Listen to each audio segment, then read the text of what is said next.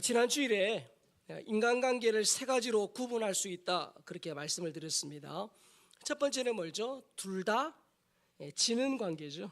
상대방도 나도 다 손해를 보는 관계입니다. 이 관계를 한마디로 요약하면 너 죽고 나 죽자, 그렇죠? 그래서 이 관계를 잘 표현한 명언이 있는데, 복수심에 사로잡힌 사람은 자신의 무덤을 먼저 판다라는 말입니다. 우리가 세상살이 하면서 피해야 될 그런 인간관계죠. 인간관계 두 번째는 뭡니까? 한쪽만 이기는 관계입니다. 한쪽만. 어느 한쪽은 손해를 보는 관계죠. 이 관계를 한마디로 요약하면 너 죽고 나 살자. 여기에 또 적합한 명언이 있다면, 누군가의 희생 위에 쌓은 성공은 오래가지 않는다라는 말입니다. 특별히 이 부모가 자녀의 의견을 무시하고 강압적으로 결정하는 경우에 부모는 만족할 수 있으나 이 자녀는 좌절감에 부모 자식 관계가 악화할 수 있지요. 세상의 빛과 소금으로 살아갈 우리 그리스도인들은 이 세 번째 관계로 나아가야 하죠. 인간관계 세 번째는 뭡니까? 둘 다 이기는 관계입니다. 둘 다 이기는 관계. 둘 다 웃을 수 있고 둘 다 만족하는 관계입니다. 이 관계를 한마디로 요약하면 너도 살고 나도 살자죠. 여기에 이렇게 적합한 명언이 있다면, 협력은 혼자 이기는 것보다 더 큰 성공을 가져다 준다라는 말입니다. 우리가 이 세상을 살아갈 때 할 수만 있다면 이 세 번째 둘 다 이기는 관계를 추구해야 합니다. 자, 지난주에 말씀드렸습니다. 그래서 나도 살고 남도 사는 그런 최선의 영적 윈 전략이 바로 뭐라고 그랬죠? 기도라고 그랬어요. 기도. 그래서 나를 넘어서는 기도. 나와 내 가정, 내 자녀를 넘어서는 기도. 그 기도로 통해서 열방을 품고 또 북녘 땅과 이 대한민국과 우리가 살고 있는 이 안산 땅을 위해서, 그리고 우리 이웃을 위해, 또 어려운 성도들을 위해 기도하는 것이 나도 살고 남도 사는 그런 둘 다 이기는 그런 영적인 비결이다라고 말씀을 드렸습니다. 그래서 지난주에 우리 올 한 해 우리가 함께 마음을 모아 기도해야 될 2025년 우리 산정연 기도 공동기도 제목을 드렸는데, 혹시나 못 가져가신 분들은 뒤에 있습니다. 그래서 그걸 가지고 우리가 함께 기도할 때 하나님이 올 한 해 우리의 기도를 통해서 더 많은 일을 하실 줄 믿습니다. 아멘. 자, 오늘은 나도 살고 남도 사는 다른 영적 비결을 말씀을 드릴게요. 자, 오늘 본문 말씀을 다시 한번 읽어보겠습니다. 다시 하겠습니다. 시작. 어떤 성이나 마을에 들어가든지 그 중에 합당한 자를 찾아내어 너희가 떠나기까지 거기서 머물라. 또 그 집에 들어가면서 평안하기를 빌라. 그 집이 이에 합당하면 너희 빈 평안이 거기 임할 것이요, 만일 합당하지 아니하면 그 평안이 너희에게 돌아올 것이니라. 자, 금방 읽은 본문은 예수님이 12제자를 전도의 현장으로 파송하시면서 말씀하신, 당부하신 말씀 중에 일부분이에요. 자, 이 구절은 복음 전파자들이 가져야 할 태도, 그리고 복음을 받아들이는 사람들에 대한 경고와 축복, 복음을 받아들이는 자에게는 축복, 그렇지 않은 자에게는 경고하시는 말씀입니다. 자, 어느 성이나 마을에 들어가면 복음을 받아들일 준비가 되어 있는 사람, 합당한 자를 찾아내요. 그 말은 복음을 받아들일 준비가 된 사람을 찾으라고 하세요. 당시 유대 사회에서는 이 손님은 하나님이 주신 자로 간주했어요. 그러니까 손님을 환대하는 것은 그 당시에 종교적인 사회적인 의무입니다. 자, 그러나 모든 사람이 다 그렇게 사람을 받아들이거나 복음을 받아들이지는 않았겠죠. 예수님은 제자들에게 무작정 복음을 전파하는 것이 아니라 받아들일 마음이 있는 사람을 찾으라고 명령하세요. 그리고 그 복음의 마음이 열린 자를 찾아서 지속적인 관계를 유지하는 것이 중요하다라는 것을 일깨워 주시는 말씀이에요. 자, 그 집에 들어가요. 이제 그들을 받아들인 사람 집에 들어갈 때 뭐 하기를 빌라고 하시죠? 평안하기를 빌라, 그렇게 말합니다. 예수님은 이 복음 전파가 단순한 그런 지식 전달이 아니라 평안과 축복을 나누는 일이라고 가르쳐 주셨어요. 이 평안이라는 말 아시죠? 히브리어로 샬롬이라는 말에서 기원한 단어입니다. 우리말로 하면 우리는 뭐죠? 우리로 하면 안녕하십니까? 그런 뜻이에요. 안녕하십니까? 그래서 유대인들의 여러 인사말이 있는데 대표적인 것이 뭡니까? 샬롬이에요. 샬롬. 이 샬롬이라는 인사말은 단순한 인사, 그냥 우리 그냥 의뢰하는 그런 인사를 넘어서 하나님의 축복과 화평을 의미합니다. 그러니까 이 평안을 비는 것은 복음 전파자의 마땅한 태도라는 거예요. 자, 이 오늘 읽은 본문과 평행 구절이 누가복음 10장 5절 6절에도 나오는데요. 같이 한번 읽겠습니다. 어느 집에 들어가든지 먼저 말하되 이 집이 평안할지어다 하라. 만일 평안을 받을 사람이 거기 있으면 너희의 평안이 그에게 머물 것이요 그렇지 않으면 너희에게로 돌아오리라. 자, 여기서 말하는 평안도 단순한 인사가 아니에요. 복음을 받아들이는 것과 관련이 있죠. 제자들이 평안을 빕니다. 그 빈 평안은 그 자체로 어떤 마술적인 효력이 있는 게 아니에요. 받아들이는 사람과 연관이 있습니다. 제자들이 전하는 복음을 받아들이면 그 평안의 복음이, 그 복이 그 집 위에 그 사람에게 머물 것입니다. 반대로 제자들이 전하는 복음을 받아들이지 않으면 그 평안의 복은 제자들에게 다시 돌아온다. 너희에게로 돌아오리라 그랬죠. 돌아올 것이다 라고 말해요. 그 사람이 평안을 받을 만한 사람이라면 평안이 그에게 임하지만 합당하지 아니하면 그 평안을 빈 사람, 즉 나에게로 돌아온다라는 뜻입니다. 자, 오늘 본문 13절에도 같은 표현이 나오죠. 13절도 다시 봅니다. 그 집이 이에 합당하면 너희 빈 평안이 거기 임할 것이요 만일 합당하지 아니하면 그 평안이 너희에게로 돌아올 것이니라. 자, 합당하다는 것이 무슨 뜻이에요? 이 복음을 받아들이는 집이나 사람을 의미합니다. 자, 복음을 받아들이면 하나님의 축복과 평안을 누리게 돼요. 그러나 반대로 합당하지 않으면, 즉 다시 말해서 복음을 거부하는 사람은 제자들이 선포한 평안이 그들에게 머물지 않고 전도자 자신에게 돌아온다는 거예요. 너희에게 돌아올 것이니라, 이 말은 내가 전한 복음이 비록 거부된다 할지라도 전도자는 여전히 하나님의 평안을 누리게 된다는 뜻이에요. 자, 우리가 개인적으로 전도합니다.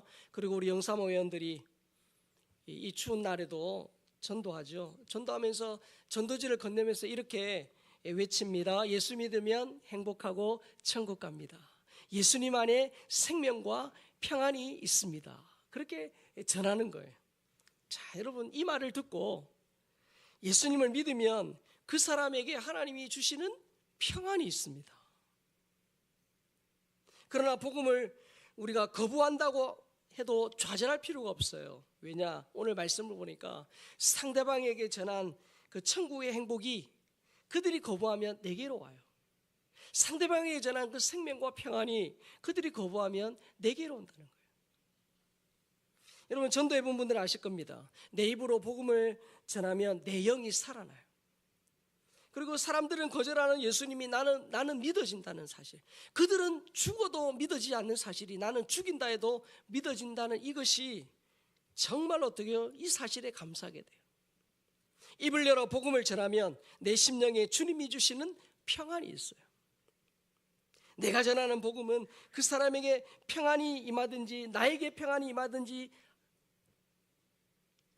그에게 임하든지 나에게 임하든지, 그래서 어때요? 나도 살고 남도 사는 그런 말이에요. 그래서 우리가 기회 있는 대로 복음을 전하는 거예요. 복음을 전하는 거예요. 내 전도를 듣고 마음의 문을 열고 예수님을 영접하면 지옥 갈 사람이 그 복음 때문에, 그 예수님 때문에 천국에서 영원히 복락을 누리게 돼요. 내가 전하는 그 전도지와 내가 전하는 그 복음을 통해서 예수님을 믿으면 한 사람의 현세와 내세가 완전히 바뀌어져요. 이게 전도의 특권이고, 그리고 전도를 통해서 하나님이 한 사람의 영혼 아니면 한 가정 가문을 변화시키는 그런 놀라운 일들이 이루어갔어요. 그래서 우리가 어떻게 해요? 나도 살고 남도 사는 그 말, 첫 번째가 뭡니까? 복음이에요.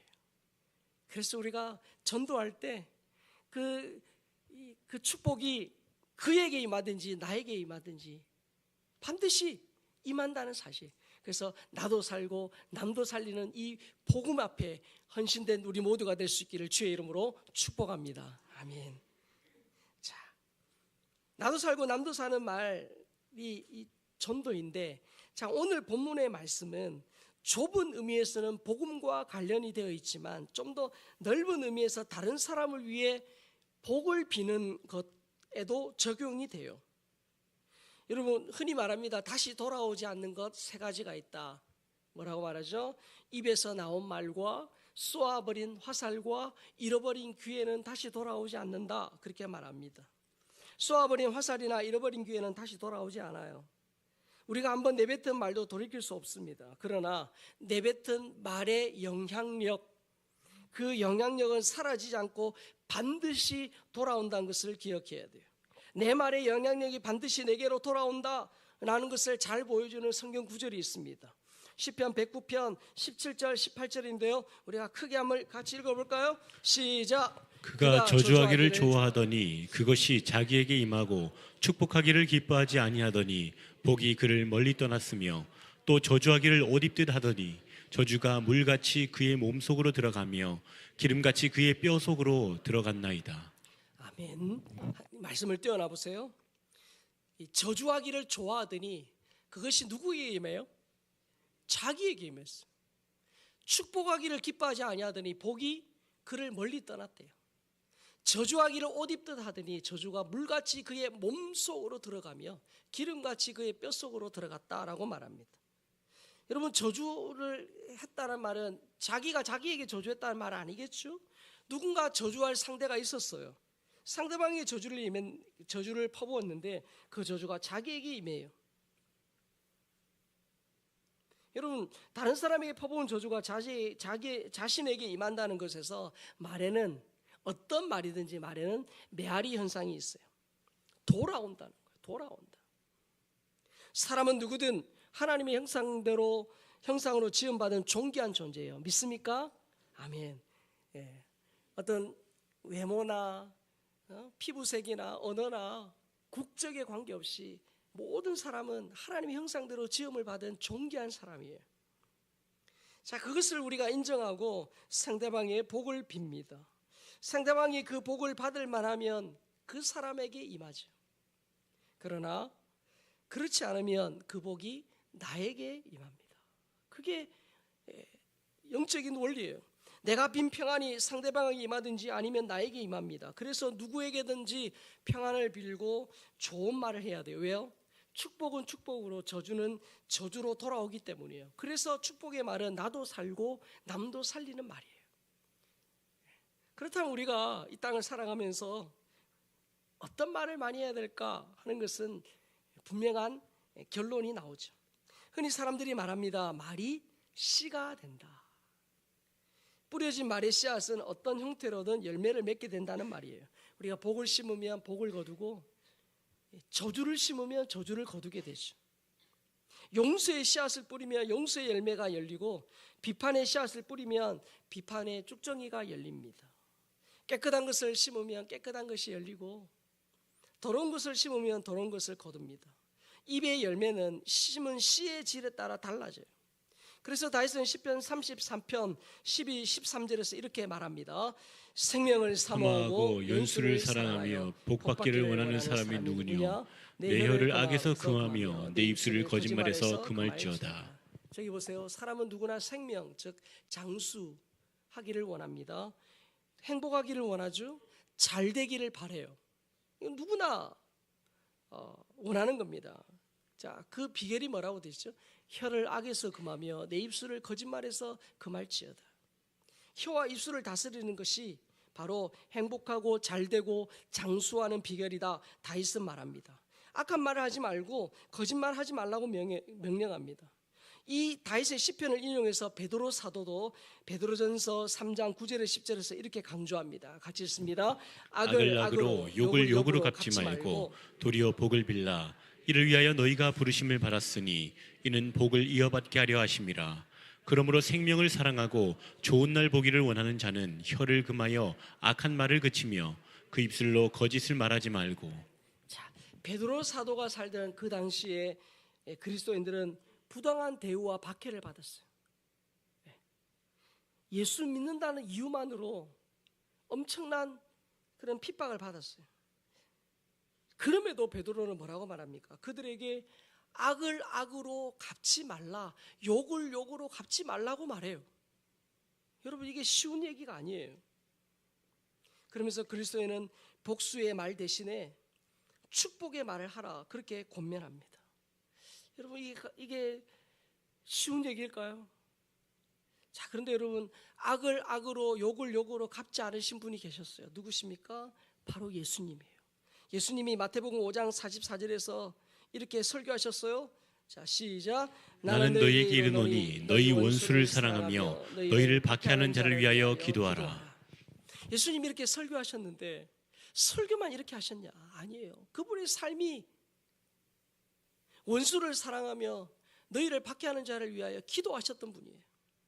여러분, 예수님은 자신을 배신하고 도망한 제자들을 비난하거나 저주하지 않으셔요. 끝까지 사랑하셨다라고 성경은 말해요. 심지어 절대 주님을 버리지 않겠다고 그렇게 호언장담했던 베드로, 그 베드로가 3번이나 예수님을 모른다고 부인하고 저주하고 그랬잖아요. 그런 베드로를 향하여 예수님이 저 같으면 레이저 눈빛을 한번 쏘을 것 같은데 예수님은 그렇지 않으셨어요. 저 같으면 인상을 한번 쓸 것 같은데 예수님은 그러지 않으셨어요. 인자한 눈빛으로. 예수님은 저 같으면 나중에 부활해서 만났을 때 베드로 한번 불러다가 뭐라고 좀 얘기했을 것 같은데 예수님은 그러지 않으셨어요. 뿐만 아니라 십자가의 극심한 고통 중에서도 가상칠언, 하나님 저들의 죄를 사하여 주옵소서라고 용서의 기도를 하셨어요. 그러니까 여러분, 예수님은 제자들뿐만 아니라 돌변해서 십자가에 못 박으라고 했던 그 군중들, 그리고 자신을 모함하여 종교 집단에 넣겨서 사형제를 언도하게 했던 그 종교 지도자들, 그 원수들을 사랑하시고요, 그들을 위해 기도하셨어요. 예수님이 그런 삶을 사셨어요. 예수님의 모습은 바울의 권면에서도 찾을 수 있어요. 로마서 12장 14절입니다. 너희를 박해하는 자를 축복하라. 축복하고 저주하지 말라. 여러분, 로마서 12장은 그리스도인의 삶의 윤리를 가르치는 성경이에요. 장이에요. 여러분, 당시 그리스도인들은 예수 믿는 것 때문에 생명의 위협과 고난과 핍박을 받았습니다. 그런데 그들을 위에 칭찬한 정도가 아니라 그들의 복을 위해 진심으로 기도하라, 그렇게 권면하고 있어요. 여러분, 이게 가능할까요? 여러분, 디스카운트라는 말 아시죠? 좋아하시죠? 디스카운트 70% 해준다 그러면 얼마나 그랬어요? 자, 그런데 여러분, 이 디스카운트라는 말이 할인하다, 할인이라는 뜻이잖아요. 또 하나의 뜻이 뭐냐면 무시하다는 뜻이 있어요. 그래서 디스카운트 언어는 이런 뜻이에요. 물건을 할인해서 사고 팔듯이 인간의 가치를 무시하고 모욕해서 그 본래의 가치를 떨어뜨리고 인격을 깎아내리는 말이 뭡니까? 디스카운트 언어라고요. 야, 너 사람 되기 글렀어. 여러분 보고 하면 안 되겠네요. 이렇게 저 쟤를 향해서 야, 그게 해놓은 거야, 그게? 응? 일을 그따 그래. 이런 말도 우리 직장생활하면서 듣기도 하고, 때로는 자녀들에게 이런 비슷한 말 하기도 하잖아요.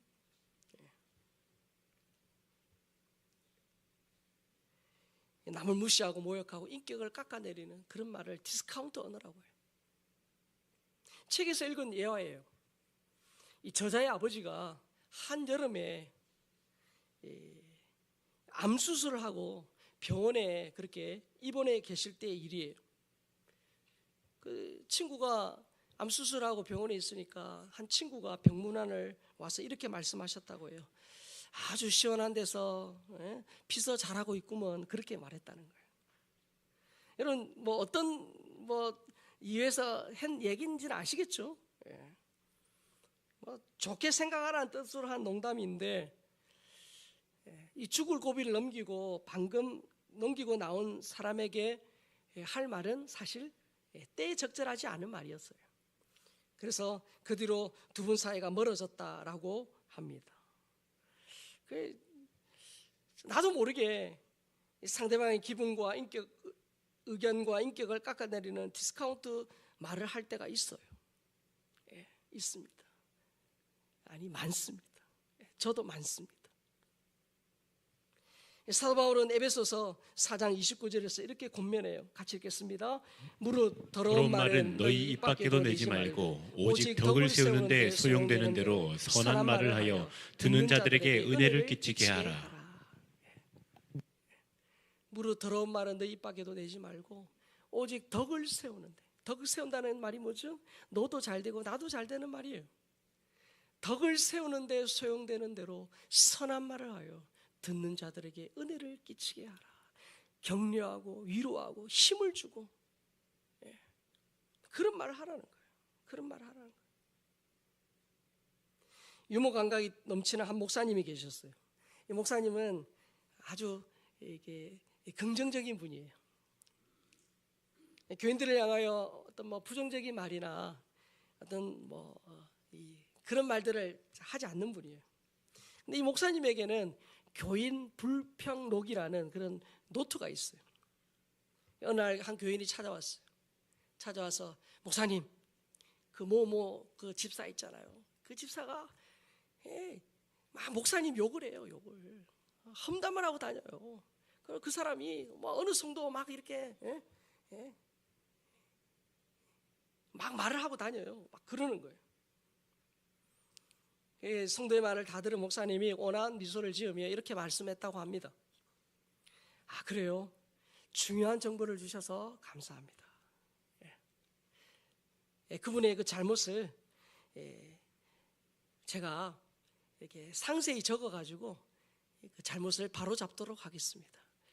그런데 제가 적으면 저의 어떤 개인적인 의견이 들어갈 수 있으니까 우리 성도님이 그걸 상세히 적어서 저한테 주십시오 하고 교인 불평록을 이렇게 내밀더랍니다. 그러자 그 성도가 주저주저 하면서 그렇게 쓰지를 못하더라고요. 해요. 왜죠? 우리 마리아 나중에 뒤에 가서 나 그런 적 한 적 없다고 발뺌할 수 있지만 친필로 자기가 쓴 그 글에 대해서는 어떻게 발뺌을 할 수 없잖아요. 친필은 영원히 남는다는 것을 알기 때문이에요. 참 지혜롭다, 그런 생각을 하게 됐어요. 여러분 디스카운트 언어, 즉 인격과 그 사람의 어떤 가치를 깎아내리는 그런 언어를 피하고 나도 살고 남도 사는 말을 하기 위해 실제적인 방법 한 가지를 제가 말씀을 드릴게요. 자, 여러분 사진 보세요. 이 뭐죠? 햄버거 맞죠? 지난주는 치킨 얘기하더니 오늘은 햄버거 얘기를 하네요. 맞죠? 햄버거 여러분 우리 청소년들은 자주 먹잖아요. 햄버거의 특징이 뭐예요? 빵과 빵 사이에 패티, 즉 내용물이 들어가 있어요.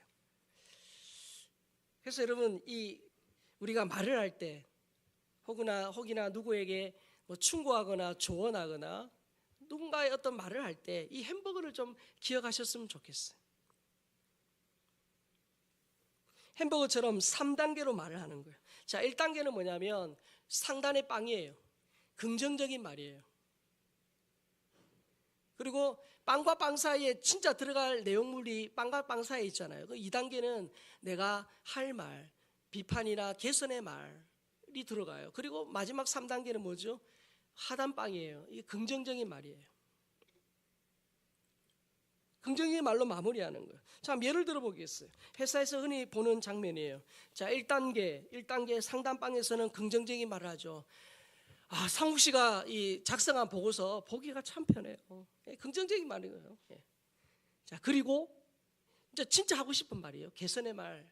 어떻게 보면 부정적인 말이죠. 그리고 여기 한 곳만 수정하면 훨씬 좋을 것 같아요.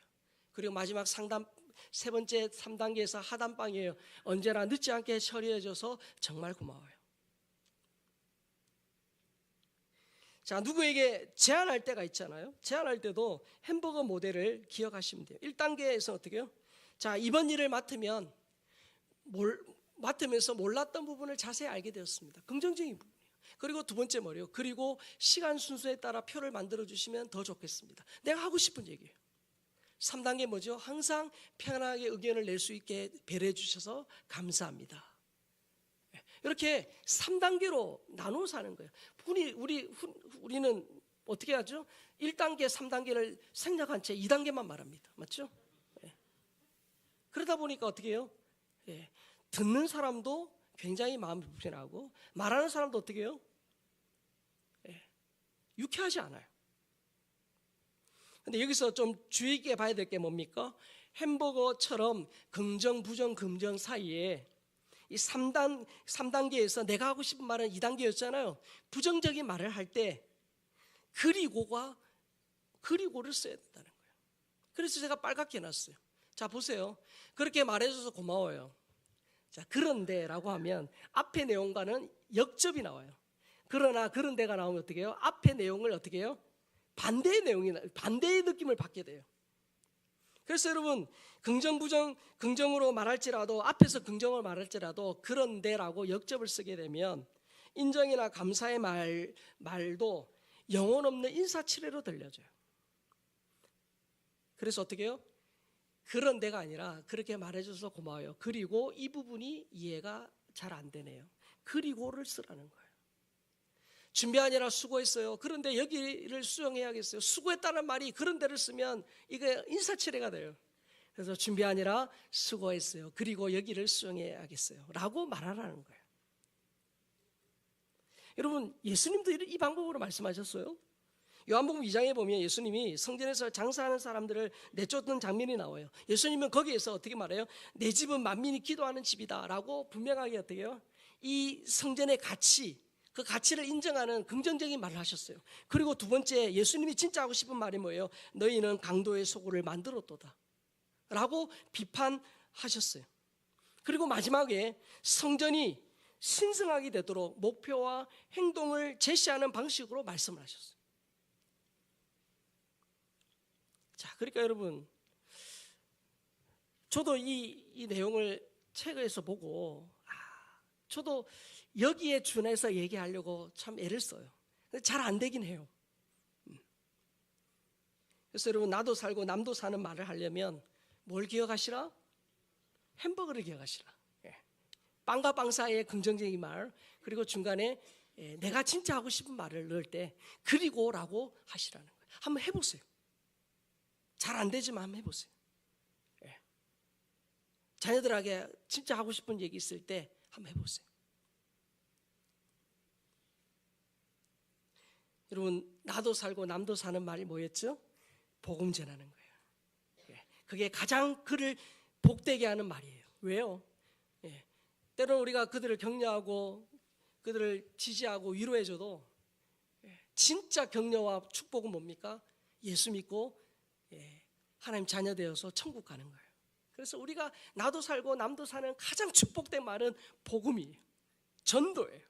그러면서 더불어서 어떻게 해요? 우리는 늘 말을 하고 살아가요. 맞죠? 말하고 살아가요. 우리가 말을 못해서 우리가 다 수화로 많이 한다 그러면은, 수화로 한다면 얘기는 다르지만 우리는 늘 말을 하고 살아가요. 그래서 말을 할 때 이왕 하는 말이라면 나도 살고 남도 사는, 덕을 끼치는, 서로가 잘 되는, 덕을 세우고 은혜를 끼치는 선한 말, 축복의 말을 하는 것이 나도 살고 남도 사는 길이에요. 그래서 올해를 시작하면서 우리가 나도 살고 남도 사는 기도의 사람으로, 그리고 나도 살고 남도 사는 그런 복음 전하고 덕을 세우고 은혜를 끼치는 그런 축복의 말을 하는 그런 사람으로 올 한 해를 시작하면, 또 올 한 해를 보낸다면 우리의 삶에 놀라운 변화들이 일어날 줄로 믿습니다. 그래서 정말 올 한 해가 내 인생에 가장, 내 인생에 전무한, 이전에 없던, 후무한 하면은 곤란하지만 어떻게 전무한, 이전에 없던 은혜가 있는 저와 여러분 다 될 수 있기를 주의 이름으로 축복합니다.